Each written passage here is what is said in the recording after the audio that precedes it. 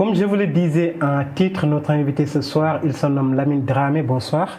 Bonsoir. Lamine Dramé, vous êtes le secrétaire général du syndicat des travailleurs de l'ASECNA affilié à la synthèse, mais en même temps, vous êtes responsable APR à Ouakam. Avant de démarrer avec les élections de représentativité syndicale, j'aimerais avoir votre réaction sur la décision du tribunal de Dakar qui a ordonné ce matin la réintégration de l'opposant Ousmane Sonko sur les listes électorales. Merci beaucoup. Je vous remercie de m'avoir invité. Je voudrais profiter de votre antenne pour saluer tous les téléspectateurs qui nous suivent en ce moment chez eux. Oui, pour répondre à votre question, effectivement, aujourd'hui, le tribunal a tranché, demandant au sieur M. Sonko qu'il puisse être intégré sur les listes électorales. Ça veut dire quoi? Ça veut dire que nous sommes dans un pays de droit et que nous avons une justice impartiale, nous avons une justice qui n'est pas manipulée, nous avons des magistrats qui sont intègres, qui ont appris le droit, qui savent lire le droit et qui savent aussi dire le droit. Donc aujourd'hui, c'est la principale information. Mais ce qu'il faut aussi noter au Sénégal, nous avons remarqué aussi, et vous êtes témoin, quand l'équipe nationale du Sénégal joue, nous sommes 17 millions d'entraîneurs, chacun donne son avis. Aujourd'hui aussi, nous sommes 17 millions de juristes, chacun donne son avis. Mais ce qui est important, c'est que nous sommes dans un pays de droit, la justice a dit le droit et il faut respecter le droit. Mais l'État du Sénégal a décidé de se pourvoir en cassation. Pourquoi, après avoir perdu à Ziguinchor, aujourd'hui vous perdez à Dakar, l'État décide encore de se pourvoir en cassation? Est-ce que ça ne devient pas, à la limite, je dirais, ridicule? Mais c'est ça le charme du droit, c'est ça le charme de la justice. Aujourd'hui, le sieur Ousmane Sonko, quand il avait des problèmes, ses droits étaient respectés, n'est-ce pas? Vous avez suivi avec tous les Sénégalais. Tantôt, on disait qu'il fallait repousser le verdict. Tantôt, il fallait écrire pour demander une suspension. Aujourd'hui aussi, le juge a dit le droit, mais maintenant il appartient à l'agent judiciaire de l'État de se pourvoir en cassation pour effectivement donner la possibilité à la Cour suprême de trancher. Maintenant, si la Cour suprême tranche en faveur de l'État du Sénégal, il faudrait que les gens soient fair play. Est-ce que vous n'essayez pas de jouer avec le temps pour retarder Ousmane Sonko, de récupérer ses fiches de parrainage? Je ne le pense pas. Je ne le pense pas. Je pense que le temps de la justice n'est pas notre temps. La justice a un temps. Effectivement, vous avez vu que le jugement a été programmé pour le 14 aujourd'hui. Aujourd'hui, n'est-ce pas? Dans le délibéré. Le délibéré. Maintenant, les avocats de l'État ont aussi le droit et la possibilité aussi de se pourvoir en cassation. Maintenant, qu'est-ce que la Cour suprême va dire? Qu'est-ce que la Cour suprême va trancher? Wait and see. On verra bien, Lamine Dramé, vous êtes le secrétaire général du syndicat des travailleurs de l'ASECNA affilié à la synthèse. Nous reviendrons tout à l'heure sur la politique avec votre candidat Amadou Ba.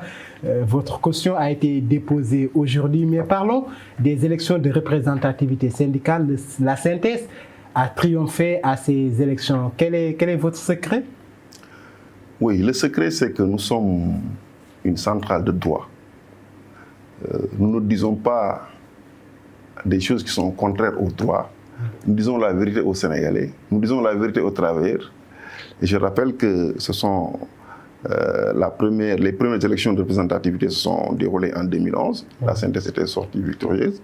En 2017, la synthèse était sortie victorieuse. Et en 2023 aussi, la synthèse était sortie victorieuse. Mais vous me donnez l'occasion de féliciter tous les camarades qui se sont battus, qui se sont mobilisés pour faire triompher la synthèse. Aujourd'hui, tout le monde, unanimement, nous reconnaissons le leadership de notre camarade secrétaire général Mody Guiro. Nous reconnaissons aussi le leadership de la synthèse à travers tout le pays. Donc, nous avons un slogan qui est très clair. C'est quoi notre slogan? Il faut donner votre voix à ceux qui savent vous défendre. Et je pense que les travailleurs l'ont compris, ils nous ont confié leur voix. Maintenant, à nous de prendre en charge leurs préoccupations et essayer de les défendre pour, allez-y.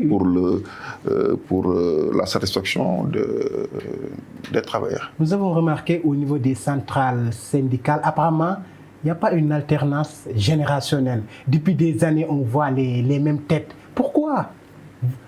Mais parce que tout simplement, les travailleurs continuent à faire. Vous savez, le syndicalisme, c'est un sacerdoce. Les gens ne gagnent rien quand on fait le syndicat, c'est un sacerdoce. Oui. On le fait par amour, n'est-ce pas? Donc, le fait de vouloir prendre en charge les préoccupations des travailleurs, les défendre, je pense qu'il n'y a pas de repos à ça. Mais est-ce que l'heure des jeunes n'a pas sonné aussi? Il est temps de laisser aussi les jeunes prendre leur chance. Oui, moi je ne suis pas tout à fait pour l'alternance générationnelle. Ah bon? Moi je suis pour l'expérience. Parce que nous sommes dans un monde extrêmement complexe. Donc il faut faire confiance aux gens qui ont de l'expérience. C'est pas parce qu'on est des jeunes, on a des talents qu'il faut exercer, forcément qu'on doit être au devant de la scène.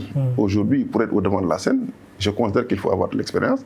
Et nous avons chez nous notre camarade secrétaire général Mody Guiro qui a fait ses preuves, qui a succédé à Feu Madia Diop, qui était un monument du syndicat. Aujourd'hui, Mody Guiro a pris le legs, hein, il a transformé la centrale. Et aujourd'hui, sur le plan international, il a fait des choses. Donc, en tout cas, nous continuons à lui faire confiance parce que tout simplement, il répond à nos besoins et il prend en charge aussi nos préoccupations. Mais aujourd'hui, on ne vous voit plus dans les luttes comme ce fut le cas lors des années 80-90 avec voilà, des centrales syndicales qui avaient des plans d'action bien définis. Vous, aujourd'hui, on ne vous voit plus dans les combats. Il faut dire que la lutte a changé. Aujourd'hui, il ne s'agit pas de se bagarrer, de taper sur la table. Aujourd'hui, ce que nous faisons, c'est un syndicalisme de proposition. Aujourd'hui, ce qu'il faut noter, c'est que les gens disent que c'est au cours de la discussion que j'ai eu la lumière. Donc on n'a pas besoin de se bagarrer, on n'a pas besoin de se chamailler. Nous faisons du syndicalisme de proposition. Quand on est en face d'un responsable, quand on est en face de l'employeur, ce que nous faisons, c'est essayer de lui faire des propositions. Il faut revendiquer, certes, mais aussi il ne faut pas oublier que l'entreprise aussi doit être sauvegardée. N'est-ce pas? Oui. Donc, ce que nous faisons, c'est lutter pour la sauvegarde de l'entreprise, mais également sauver et lutter aussi pour la sauvegarde des intérêts des travailleurs. Ça va de pair. Donc, aujourd'hui, il faut comprendre que la lutte syndicale a quand même changé. Mais apparemment, on vous voit que tous les 1er mai, lors du dépôt des cahiers de doléances, on vous voit non, en fait, au palais. Non, à part ça, on ne voit plus les centrales syndicales. Non, il faut dire que les centrales syndicales sont très bien structurées. Quand je prends un exemple chez nous, à la SECNA, nous avons ce qu'on appelle l'OCCN, qui est l'organe communautaire de concertation et de négociation, où les travailleurs font confiance à 2 personnes pour un mandat de 3 ans pour la prise en charge de leurs préoccupations. Donc on n'a pas besoin de crier sur tous les toits pour dire que voilà ce qu'on fait, voilà ce qu'on fait. L'année dernière, il y a des travailleurs de la SECNA qui étaient en grève. C'était les contrôleurs. Oui. Parce que ils ont obtenu gain de cause? Oui, ils ont obtenu gain de cause parce que tout simplement, on voulait mettre en place un nouveau système de rémunération et les contrôleurs avaient estimé que ce n'était pas pour les travailleurs, c'était contre les travailleurs. Mais après discussion, autour d'une table, les gens se sont rendus compte qu'effectivement, le nouveau système de rémunération est bénéfique pour les travailleurs parce que tout simplement, les travailleurs, ils gagnaient beaucoup de choses. Parce que ce qui est important dans une lutte, c'est de savoir ce qu'on peut engranger. Et aujourd'hui, les travailleurs se sont rendus compte que leur pouvoir d'achat a été vraiment pris en compte, leurs préoccupations ont été prises en compte et leur pouvoir d'achat aussi a connu une augmentation vraiment significative. Alors, que pensez-vous du recyclage des leaders des centrales syndicales dans des structures comme la CSS, Caisse de sécurité sociale, IPRES? Non, recyclage, ce n'est pas le mot qui s'y est. Je pense que c'est l'autonomisation des caisses de sécurité sociale. Donc ça a été... Parce que j'ai reçu beaucoup d'interpellations. Hein. Lorsque j'ai mis votre affiche, j'ai eu beaucoup d'interpellations. Non, en fait, ce qu'il faut dire, il y a quelques années, c'est l'État qui avait le monopole de tous ces instituts sociaux. après concertation avec les représentants des travailleurs, les gens se sont dit que non, ça ne doit pas être une gestion, ça doit être une gestion collégiale, bipartite, aussi bien entre l'employeur que les employés. Et ce que les centrales syndicales ont réussi, aujourd'hui, si vous partez à la Caisse de sécurité sociale, si vous partez à l'EPRES, la présidence est tournante. C'est une année pour le patronat et une année pour les centrales syndicales. Donc ce n'est pas un recyclage, c'est tout simplement, c'est des instituts où on prend en charge les préoccupations des travailleurs. Et pour prendre les préoccupations des travailleurs, il faudrait bien que les travailleurs soient bien représentés. C'est ce qui est en train de faire. Il y a quelqu'un qui vous demande, pensez-vous à faire l'évaluation des dépenses annuelles, surtout que l'État vous subventionne à hauteur de 300 millions par an? Si oui, est-ce que vous avez partagé les résultats de ces évaluations? Oui, mais je pense que chaque année, nous faisons des évaluations, parce que ce qu'il faut aussi reconnaître, c'est que la subvention que l'État nous donne, on ne la prend pas pour la mettre de côté, et bien pour régler nos problèmes. La subvention, elle est là pour permettre aux travailleurs de bien vivre, permettre à la centrale aussi de bien fonctionner.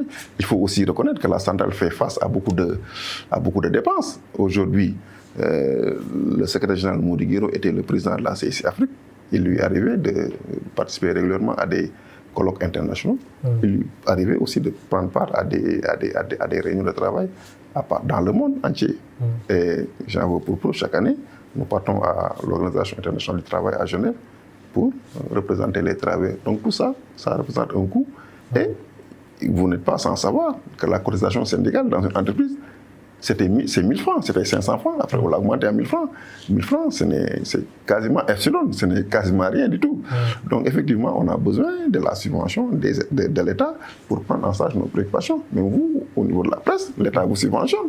Donc c'est comme ça qu'il faut comprendre. Mais on a remarqué que lors de ces élections de représentativité syndicale, il y a eu un fort taux d'abstention. Qu'est-ce qu'il explique selon vous? Oui, ce qu'il faut reconnaître, pour les élections de représentativité, c'est l'employeur qui a la latitude de déposer les listes. Ce n'est pas les travailleurs, c'est l'employeur qui dépose les listes. Et aujourd'hui, effectivement, il y a eu des couacs dans l'organisation.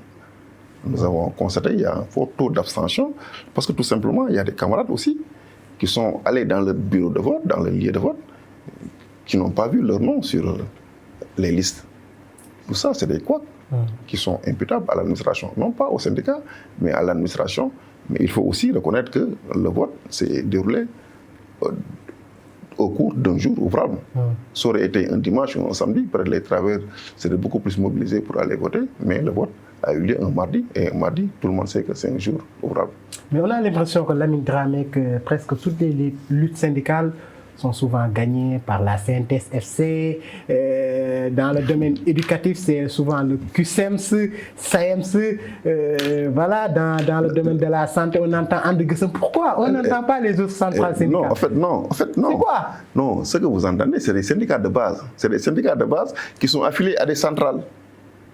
Aujourd'hui, la CNTS est le syndicat le plus représentatif côté enseignant, avec le CELS. Vous n'êtes pas sans savoir que le CELS, c'est le syndicat le plus représentatif côté enseignant. Nous avons notre sœur, Mariam Sakho Dansoro, qui est le représentant des professeurs du collège, du moyen secondaire. Donc, c'est des syndicats de base qui sont affiliés à la synthèse. Donc, c'est comme ça qu'il faut comprendre. Oui, mais juste... Quand on prend Andeguesem, ils sont affiliés à l'UNSAS de Mademba Sock, Andeguesem. Les mêmes têtes, Mademba Sock, Cheikh Diop.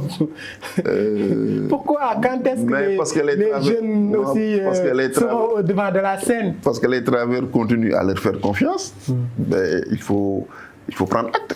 Parce qu'ils sont là aussi pour la prise en charge des préoccupations des travailleurs. Et il faut aussi noter que c'est des gens aussi qui ont de l'expérience, qui sont battus pendant très longtemps. Donc aujourd'hui, oui, nous avons besoin d'eux à nos côtés pour nous accompagner pour la prise en charge des doléances des travailleurs. Récemment, on a vu les travailleurs des collectivités territoriales qui étaient en grève pendant plusieurs mois. Du côté de la presse aussi, il y a eu de la grogne, entre autres secteurs. Mais on ne vous voit plus dans ces différents remous. Non, c'est ça que je disais tout à l'heure. Ça veut dire qu'on n'a pas besoin de faire du populisme. Nous, ce que nous faisons, nous le faisons. Aujourd'hui, la synthèse est à l'avant-garde de tous les combats. La synthèse s'est battue pour l'augmentation du pouvoir d'achat. La synthèse s'est battue pour revoir le code du travail. La synthèse s'est battue pour régulariser 600 travailleurs de la Sénélec, qui étaient des temporaires. La Sénélec s'est battue pour beaucoup de travailleurs qui sont dans les collectivités territoriales. Donc aujourd'hui, c'est à l'image, notre syndicat, c'est à l'image de notre secrétaire général, Mody Guiro, qui ne fait pas trop de tintamarre, qui ne fait pas trop de bruit, mais qui est efficace dans l'action. Aujourd'hui, en tout cas, dans tous les secteurs d'activité que vous prenez, s'il y a une lutte et que le secrétaire général est au courant et impliqué, il s'engage pleinement pour la résolution des problèmes. Lamine Dramé, le secrétaire général des travailleurs de l'ASECNA affilié à la synthèse, est notre invité ce soir. Revenons à la politique, comme je l'avais dit au début de cette interview. Vous êtes membre de l'APR Ouakam. Alors aujourd'hui, votre mandataire a déposé le caution de votre candidat Amadou Ba à l'élection présidentielle du 25 février 2024. Amadou Ba, vous pensez qu'il sera élu malgré ces difficultés évoquées, le coût de la vie qui est cher, les jeunes qui prennent des pirogues à la recherche d'une vie meilleure, c'est la grogne partout. Et vous dites qu'Amadou Ba sera élu en 2024. Oui, parce que nous pensons que c'est le candidat qui a le meilleur profil. Nous pensons que c'est un candidat aussi qui a fait ses preuves.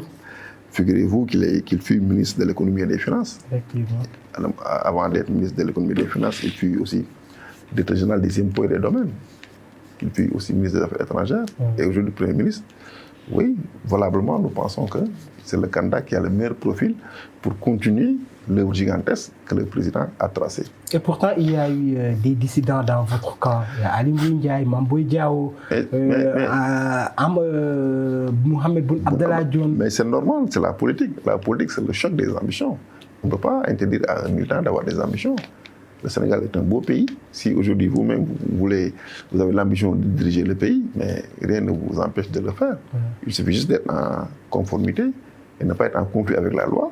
Donc, Mohamed Boun Abdallah Dionne, Ali Ndiaye, Mamboy Diao, c'est des gens, c'est des candidats très crédibles qui veulent briguer le suffrage des Sénégalais. C'est leur droit le plus absolu. Mais nous, notre choix, c'est Amadou Ba. Malgré ces faits évoqués, vous pensez sincèrement qu'Amadou Ba sera élu? Oui, nous sommes optimistes parce que nous pensons que le président a fait des choses sur tous les plans. Je prends un exemple. J'ai l'habitude de dire que je vais prendre un exemple très simple. Je prends l'aviation civile. C'est le secteur que je connais le mieux. Oui. Quand le président Macky Sall arrivait au pouvoir, le Sénégal avait un seul aéroport, c'était l'aéroport LSS, Léopold Sédar Senghor, qui était agressé de par les habitations. Le Sénégal n'avait pas de compagnie aérienne. Alors qu'est-ce que le président Macky Sall a fait? Il va sans dire que Wade avait commencé à poser les jalons d'un nouvel aéroport. Le président Macky Sall a achevé les travaux de Diass, Blaise Diagne. C'est un aéroport flambant neuf qui nous vale beaucoup de satisfaction, qui a été certifié par la NACIM, qui reçoit énormément de vols. Aujourd'hui, nous sommes presque à 2 millions de passagers par an. Le président a mis en place une nouvelle compagnie aérienne. Quand il prenait le pouvoir, le Sénégal n'avait pas de compagnie aérienne. Aujourd'hui, nous avons Air Sénégal SA. Aujourd'hui, le président... Air Sénégal qui rencontre beaucoup de difficultés. Mais c'est normal parce que c'est une jeune compagnie. Peut-être au fil des années... des passagers se plaignent. Mais c'est tout à fait normal. Le monde de l'aviation civile est comme ça. C'est une nouvelle compagnie. Forcément, il y a des couacs tout au début. Tout début est difficile. Mais nous sommes confiants que dans les années à venir, Air Sénégal va continuer ou bien va confirmer son leadership au niveau de la sous-région. Et j'allais dire aussi, le président aussi a mis en place un important programme, le PRAS, le programme de réhabilitation des aéroports secondaires. Aujourd'hui, récemment, on était à Saint-Louis pour la mise en service du nouvel aéroport. L'aéroport de Cap Skirring est achevé. L'aéroport de Tamba sera bientôt inauguré. L'aéroport de Matam-Ourossogui. Donc, c'est dire que, oui, il y a des évolutions sur le plan de l'aviation civile. Aussi bien sur le plan de la santé, sur le plan de l'éducation, sur le plan des infrastructures. On peut prendre point par point structure par structure pour dire ce que le président a eu à faire.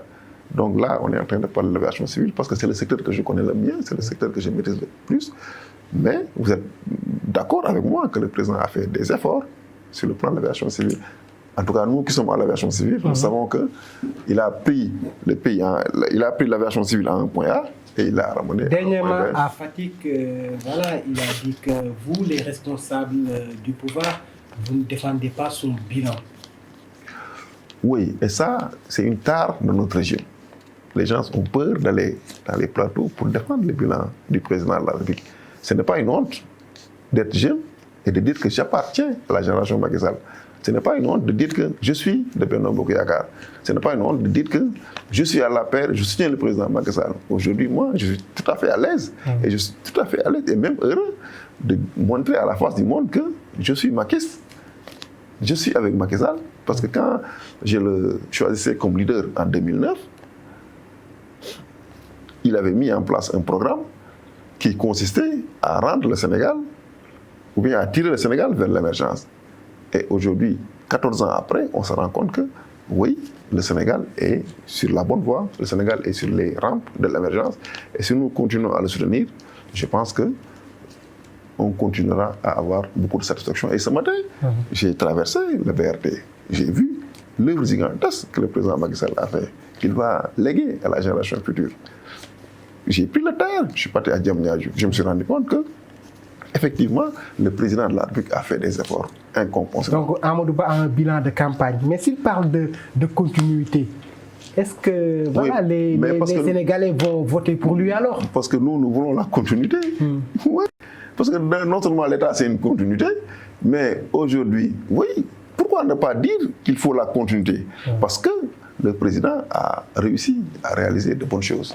Et ces bonnes choses-là, il faudrait bien quelqu'un pour le continuer. Et nous pensons qu'Amadou Ba est le candidat idéal pour continuer l'œuvre du président Macky Sall. Maître Moussa Diop, qui faisait partie de votre camp, et a récemment fait des révélations concernant l'exploration du diamant au Sénégal. Il a cité l'ancien ministre de l'Agriculture, Aly Ngouille Ndiaye, Mimran, Macky Sall. Actuellement, aujourd'hui même, il faisait face, ou bien il fait toujours face au procureur. Qu'est-ce que vous en pensez? Mais ce que j'en pense, c'est que ça doit nous servir de leçon. Ce n'est pas parce qu'aujourd'hui je suis avec le président, parce que nous sommes 17 millions de Sénégalais. Si le président Macky Sall te fait confiance, te confie des responsabilités, si au bout d'un temps, vous ne vous entendez pas, je pense que l'idéal c'est la courtoisie républicaine, c'est le gentleman agreement. Mais aujourd'hui, ce que nous voyons, des gens à qui le président Macky Sall a tout donné, une fois qu'ils ne sont plus dans les grâces du président, ils continuent à jeter du caillou ou bien à dire des choses qui ne sont pas vérifiées. Ce que Moussa Diop a dit, ça me paraît extrêmement grave parce que Aly Ngouille Ndiaye est un père de famille. Mais il a montré ses preuves, même devant les enquêteurs.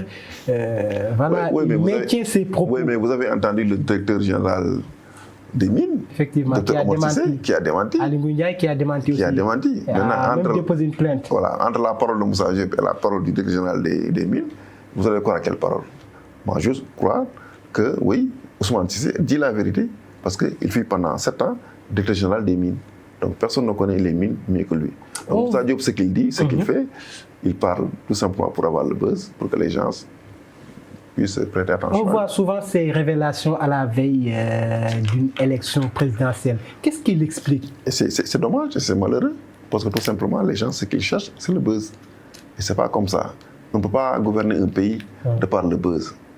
Un pays, si on veut le gouverner, il faut avoir un programme crédible, parler aux Sénégalais, leur tenir un langage de vérité, mais pas de jeter des colibés ou bien dire des choses qui ne sont pas exactes auprès d'un candidat. Ça me paraît très irresponsable pour quelqu'un qui aspire à diriger le pays.